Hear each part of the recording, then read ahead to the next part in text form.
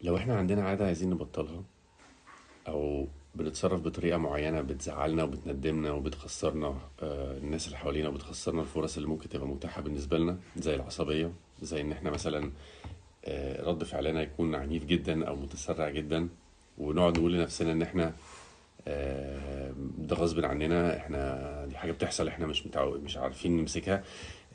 ده مش حقيقي، لان احنا عندنا فعلينا حاجة اسمها نيورو بلاستيسيتي أو مطاطية العقل. هي نفس المهارة أو نفس